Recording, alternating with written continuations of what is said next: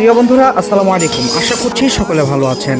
লোহার তৈজসপত্র কিভাবে তৈরি করা হয় এই সম্পর্কে আজকে আপনাদের মাঝে বিস্তারিত তুলে ধরার চেষ্টা করব আমি, অর্থাৎ কামার বা কর্মকার কিভাবে লোহা দিয়ে যে তৈজসপত্র তৈরি করেন সেই জিনিসটা বলার চেষ্টা করছি। যারা প্রাচীনকাল থেকে আমাদের কৃষি ও গৃহস্থলীর অপরিহার্য সব সরঞ্জাম তৈরি করে আসছেন তারাই হচ্ছেন মূলত কামার বা কর্মকার। কামাররা লোহাকে কয়লার আগুনে উত্তপ্ত করেন এবং তা নরম করে হাতুড়ি দিয়ে পিটিয়ে নির্দিষ্ট আকার দেন। তা আমরা সকলেই জানি। তাদের জন্য যে জিনিসটা বেশি প্রয়োজন সেটা হচ্ছে হামার, নিহাই এবং সরাসি বা হাতুড়ির সাহায্যে তারা মূলত কাজগুলো সম্পন্ন করে থাকেন। কামারদের তৈরি সরঞ্জামের মূল দুটি বিভাগে বিভক্ত করা হয়েছে। একটা হলো কৃষি সরঞ্জাম আর একটা হচ্ছে গৃহস্থালী সরঞ্জাম, যেটাকে আমরা সকলেই জানি। সেটা হচ্ছে কৃষি সরঞ্জামগুলোর মধ্যে রয়েছে কাঁধে কোদাল, লাঙলের ফলা, নিড়ানি ও খুন্তি, যেগুলোর সাহায্যে কৃষির সকল কাজ করা হয়।